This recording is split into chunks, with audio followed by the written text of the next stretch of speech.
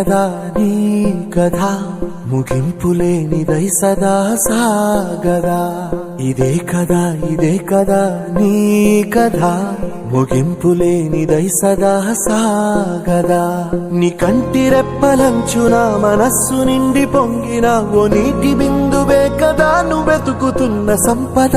ఒక్కొక్క జ్ఞాపకానికి 100 ఏళ్ల ఆయువుందిగా, ఇంకెన్ని ముందు వేచనో అవన్నీ వెతుకుతూ పదా.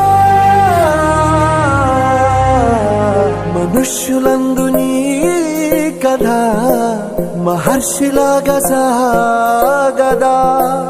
మనుష్యులందు నీ కథ మహర్షిలాగా సాగదా.